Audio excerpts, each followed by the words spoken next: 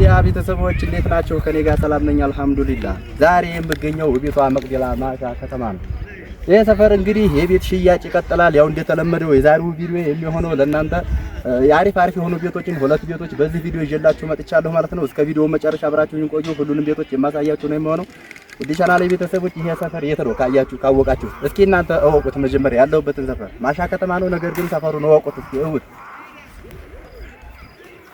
የት ይመስላችኋል? ይሄን ሰፈር ውድ የቻናሌ ቤተሰቦች አሁን የምገኘው እንግዲህ ውቢቷ መቅደላ ማሻ ከተማ ደፈርጌ ወይም ጠይባራ የሚባል ሰፈር ነው ማለት ነው። እንግዲህ እንደምታዩት መስጂደል አቡበከር እዚህ ይገኛል ማለት ነው። የምገኘው መስጂደል አቡበከር በስተግራ በኩል ነው የምገኘው ማለት ነው። እንግዲህ አሁን የማሳያችሁ አሪፍ የሆኑ ሁለት ቤቶችን ነው ይዤላችሁ የመጣሁት። እስከ ቪዲዮ መጨረሻ አብራችሁን ቆዩ። ሁሉንም የማሳያችሁ ይሆናል ማለት ነው። ደፈርጌ ወይም ጠይባራ ሰፈር ላይ ሁለት ቤቶችን ይዤላችሁ መጥቻለሁ በዚህ ቪዲዮ። እስከ ቪዲዮ መጨረሻ አብራችሁን ቆዩ። ይሄ ቪዲዮ የሚሆነው ቤት መግዛት ለሚፈልግ እህት ወንድሞቼ በስደት ላይ ላላችሁ ነው ማለት ነው። ቤት መግዛት የሚፈልግ እንግዲህ ይሄን ቪዲዮ እስከ መጨረሻው አይቶ ያለውን መረጃ አብሮታው ማወቅ ይችላል ማለት ነው። አሁን የማሳያችሁ የመጀመሪያው የምትታየው ቤት ናት ማለት ነው። እንግዲህ ቤቲቱ ምን ላይ ናት ለምትሉ ቤተሰቦች በጣም ትታያችኋለች። በሯም ተገጥሟል። ምን ላይ ከዋጋዋ ደግሞ ምን ላይ ነው የተሰራችው እዛው ሄጄ የማሳያችሁ ነው የሚሆነው ማለት ነው። እንዳሳያችሁ የቻልኩት በሩቁ ለእናንተ ግልጽ እንዲሆንላችሁ ፈልጌ ነው። የምገኘው ከቤቱ ፊት ለፊት እንግዲህ አረንጓዴ ቦታ ነው። ይሄ አካባቢ እንደምታውቁት እንግዲህ የአካባቢው ነዋሪዎች ሁሉም እየኖረበት የሚገኝ ሰፈር ነው። ሁሉም በጉን ታውቆ እዚህ የሚያገድበት የሆነ መዝናኛ ነገር ነው ማለት ነው።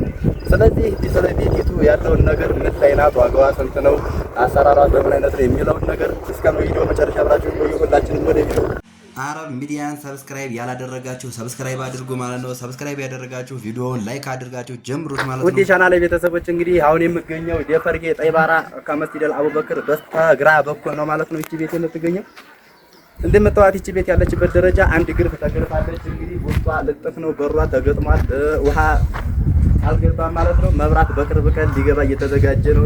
የአካባቢው መብራት እንግዲህ ፖሉ ተቆፍሮ የተዘጋጀ ነው። እስከዚህ ወር እስከዚህ 2 ወር ይገባል ተብሎ የተወሰነበት ነው ማለት ነው። እንግዲህ አሁን ቤቲቱ ግልጽ ናት ወይስ ውስጥ አልስን ነው ልሾ ነው ለምትሉ ቤተሰቦች እስኪ ቤቲቱን እናያት። ምን ላይ ናት?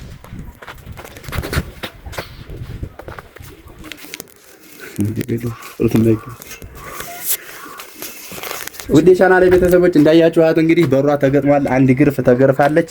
ያው ከፊት ለፊት እንግዲህ የመነጫጨትና የመላላጥ ነገር አምታለይ ተሰራ የቆየች ስለሆነች ነው ማለት ነው። ይሄ እንግዲህ ደፈርጌ ጠይባራ ከመስጂደል አቡበክር በስተግራ ነው የሚገኘው። ከፊት ለፊት ሰፈሩንም እንደምታዩት እንግዲህ ተሳያቸው ሁሉ ነው።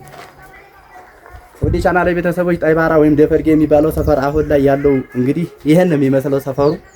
ይሄ ከፊት ለፊት ያለው የምታዩት የማዶ እንዲሁም የደፈርጌ ሰፈር ነዋሪ ነው። ሁሉም ማህበረሰብ ገብቶ እየኖረበት ያለ ሰፈር ነው ማለት ነው። ይቺ ቤት እንግዲህ ከጀርባ ያለውን ነገር ደግሞ ምን አይነት አቋም አላት፣ ከጀርባ ምን አይነት ነው ቦታው ለምትሉ ቤተሰቦች እስኪ ከጀርባ እናያትና ዋጋውን እናገራለን። አረብ ሚዲያን ሰብስክራይብ ያላደረጋችሁ ሰብስክራይብ አድርጉ ማለት ነው። ሰብስክራይብ ያደረጋችሁ ቪዲዮውን ላይክ አድርጋችሁ ጀምሩት ማለት ነው። እስከ ቪዲዮ መጨረሻ አብራችሁን ቆዩ። ይቺ ቤት እንግዲህ ከጀርባ እንደምታዩት ነው ማለት ነው። ይሄ የምታዩት ከፊት ለፊት የሰርቪሱ ቦታ ነው። ሰርቪሱ ስላልተሰራ ነው ማለት ነው። አቋሙ ይሄን ይመስላል። እንግዲህ በሯም ተገጥሟል። ሰርቪሱ መስሪያ ይሄ ነው። እንግዲህ ቦታው ዋልካ ነው። ምንም የሚደበቅ ነገር አይደለም፣ ግልጽ ነው ማለት ነው። እንግዲህ አቋሟን ቤቲቱ ሽርንክት ያለች ናት፣ ምንም አይወጣላትም ማለት ነው። ይችን የሚፈልግ ሰው ካለ እንግዲህ መግዛት ፍላጎቱ ያለው አቅሙ ያለው ኮንፊደንስ ያለው እኔም ማናገር ይችላል። እኔም ማግኘት የፈለገ 0965 10 29 75 0951 39 39 46 ብሎ መደወል ይችላል ማለት ነው። እንግዲህ ይቺ ቤት ወቅታዊ ዋጋ አሁን ላይ የዛሬው እንግዲህ አሁን ላይ ስንት ነው ለምትሉ እህት ወንድሞቼ ዛሬ ቀን 12 ነው። እቺ እንግዲህ 2018 ግንቦት 12 ቀን ነው ዛሬ ማለት ነው። ግልጽ እንዲሆንላችሁ ፈልጌ ነው። ይቺ ወቅታዊ ዋጋ አሁን መግዛት የፈለገ እህት ወንድሞቼ 1.9 መግዛት ለሚፈልግ ቤተሰብ እኔን ዲስክሪፕሽን ላይ ባለው ስልክ መደወል ይችላል። እንዲሁም ደግሞ 0965 10 29 75 ብሎ መደወል ይችላል ማለት ነው። እንግዲህ የዛሬው ቪዲዮ ይሄ የሚሆነው በዚህ ብቻ በቂ አይደለም። ሌላ ቤትም አለ ላይ ከጀርባ ከመስመሩ በላይ አለ። እሱንም የምናየው ነው የሚሆነው። እስከ ቪዲዮ መጨረሻ አብራችሁን ቆዩ። ያ ቤት ደግሞ ስንት ብር ነው፣ ምን ላይ ነው ያለው፣ አቀማመጡ ሴት ነው፣ ቦታው ሴት ነው የሚለውን ነገር እስከ ቪዲዮ መጨረሻ አብራችሁን ቆዩ። ይሄ የመጀመሪያው ቤት ነው። ይሄን እንግዲህ አያችሁት ዋጋው 1.9 ነው። በሩ ተገጥሟል። አንድ ግርፍ ነው። ውስጡ ልጥፍ ነው። ገረገንት ሞልቷል፣ ተሞልቷል። ሊሾ አልሆነም፣ አልተለሰነም። እንግዲህ ልጥፍ ነው ውስጡ ማለት ነው። እቺ ቤት ይሄ ቦታው ሰርቪስ ነው፣ አልተሰራም። ውሃና መብራት ያው በቅርብ ይገባል ነው የተባለው። መብራት ፖሉ ተቆፍሯል። አካባቢ እንግዲህ እንደ ማንኛውም ሰው ነው ይሄ ማለት ነው። በጎን እንግዲህ በጎንና በጎንም ሰው እየኖረበት ያለ ሰፈር ደማቅ ሰፈር ነው። ለማንኛውም ከሁለት ወር ከሶስት ወር በፊት ይሄ አካባቢ በፊት ያው ቅናሽ የሚባል ሰፈር ነበር። ነገር ግን በቅርብ አሁን መብራት ሊገባ ነው ስለተባለ ነው የጨመረው ማለት ነው። ይሄ እንግዲህ መጨረሻ 1.9 የመጨረሻ ዋጋ ነው ማለት ነው። ይሄን መግዛት የሚፈልግ ቤተሰብ እኔ ማናገር ይችላል። በቀጣይ ቪዲዮ ደግሞ አለ ወደፊት የማሳያችሁ ነው የሚሆነው። ወደ ሌላኛው ቤት የምናየው ይሆናል ማለት ነው። ከቤቱ ቀጥሎ ደግሞ ለእናንተ በዚህ ቪዲዮ ላጠቃልላላችሁ እንዲሁም ላሳያችሁ ልነግራችሁ የምፈልገው መረጃ አለ። እሱ ምንድነው? የጣውላ ቤት ዕቃ። የጣውላ ቤት ዕቃ ምን አለ? አልጋ ስንት ብር ነው? እንዲሁም ቡፌ ስንት ብር ነው? ቁም ሳጥን፣ ኪንጂን ጋቢኔ፣ በቃ የመሳሰሉት የጣውላ ቤት ዕቃዎች ስንት ነው ዋጋቸው? ወቅታዊ ያለው ነገር ስንት ነው ለምትሉ ወንድሞቼ ብዙዎቻችሁ ኮሜንት አድርጋችኋል። እንግዲህ ኮሜንት ባደረጋችሁ መሰረት ቤቱ ጋር አያይዤ እንግዲህ ሁለት ቤቶች አሉ። የመጀመሪያው ይሄ ነው። ከቀጣይ ቤት በኋላ ያንን ከሰራሁ በኋላ ደግሞ በዚሁ ቪዲዮ አያይዤ ያንንም የምሰራላችሁ የሚሆነው ቀረጣውን አካሂጄ ጨርሻለሁ ማለት ነው። ዛሬ ቀን 12 ነው እንግዲህ ግንቦት 12 ቀን ያለው እታው የመዲላው ቤቷ ማሻ ከተማ ያለው መረጃ ምን እንደመሰለን እናንተ ግልጽ ላደርግላችሁ ፈልጌ ነው ማለት ነው። እንግዲህ የዛሬው ቆይታችን ይሄን የሚሆነው እስኪ የመጀመሪያውን ቤት ይሄን አይተናል። እስኪ ወደ ቀጣው ቤት እንሂድ። ሁላችንም ወደዛኛው ቤት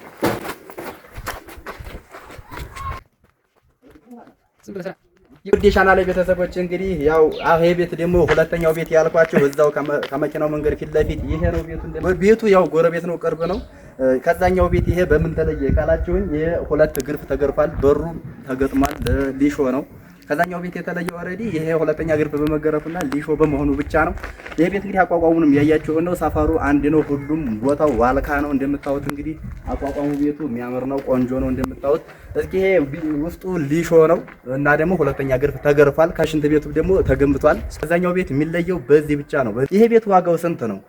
ቦታውስ ምን ያክል ነው የሚለው ነገር እንግዲህ ልነግራችሁ ነው። እስከ ቪዲዮ መጨረሻ አብራችሁን ቆዩ። እስኩ ቤቱ አቋቋሙን ከጀርባ የምናየው ከጀርባ እስኪ ሄደን እናየው። አረብ ሚዲያን ሰብስክራይብ ያላደረጋችሁ ሰብስክራይብ አድርጉ። ሰብስክራይብ ያደረጋችሁ ቪዲዮን ላይክ ማድረግ ጀምሩት ማለት ነው። እስከ ቪዲዮ መጨረሻ አብራችሁን ቆዩ። ውድ ቻናሌ ቤተሰቦች ይሄ ቤት እንግዲህ ከጀርባ እንደምታዩት ነው። ሁለት ግርፍ የተገረፈ ነው። ሰርቪሱ አልተሰራም። ከዛኛው ቤት ይሄ ቤት ሊለይ የሚችልበት ምክንያት ይሄ ቤት ከዛ አሁን ካሳየኋቸው ቤት የሚሻለውና የተሻለ ነው ብለን የምናስበው ይሄ ቤት ውስጡ ሊሾ ሆኗል። ሁለተኛ ግርፍ ተገርፏል። ሶስተኛ ደግሞ እስላሙ ሽንት ቤቱ ተሰርቷል እንደምታዩት ማለት ነው። በዚህ ደረጃ ላይ ነው ያለው። ሰርቪሱን ማቆም ብቻ ነው። አሁን ላይ ይችን መስራት በጣም ከባድ ነው። ከ250 ሺህ በላይ ሊያስፈልግ ይችላል ማለት ነው። ያኛው ግን በሩ ተገድሟል። አንድ ግርፍ ነው። ሽንት ቤትም ምንም የለውም። ውሃና መብራት ያም የለው ይሄም የለውም። ስለዚህ ዋጋውን እንግዲህ የዋጋውን ልዩነት ልነግራችሁ ነው። ይሄ ቤት ያለበት ደረጃ እስላሙ ሽንት ቤቱ እንደምታዩት በዚህ ደረጃ ነው ያለው። ትልቅ አዛ በጣም ትልቅ አዛ ይሄ ነው ተሰርቷል ማለት ነው። ማሻአላ ቤቱ ደግሞ አንደኛ ሁለተኛ ግርፍ ሆኗል። ይሄ ውስጡም ሊሾ ሆኗል። አቋቋሙ እንደምታዩት ያኛውም ይሄኛውም ቆንጅዬ ነው። ስለዚህ ቦታው ሁሉም ዋልካ ነው። ቤቱ ደግሞ ሰፈሩ አንድ ነው። ከፊት ለፊት የመኪና መንገድ ብቻ ነው ያለው። ያው ጎረቤት ነው ቤቱ ማለት ነው። ይሄ ቤት ስንት ነው? ያኛውን 1.9 ብያችኋለሁ። 1.9 ያልኳችሁ ግን አንድ ግርፍ ነው። በሩ ብቻ ተገጥሟል። ልጥፍ ነው። ሊሾ አልሆነም። ሽንት ቤቱ ስላቡ ምናምን አልተሰራ ማለት ነው። ሰፈሩ ያው ነው፣ ዋልካ ነው ብያችኋለሁ። ይሄ ደግሞ ሽንት ቤቱ ስላቡ ተሰርቷል። ሁለት ግርፍ ተገርፏል። በር ሊሾም ተሰርቷል። ይሄ እንግዲህ ዋጋው ስንት ነው? ሰፈሩ አንዲ ነው፣ ጎረቤት ነው ቤቱ። ማንኛው ቢገዛ ነው የሚሻለው?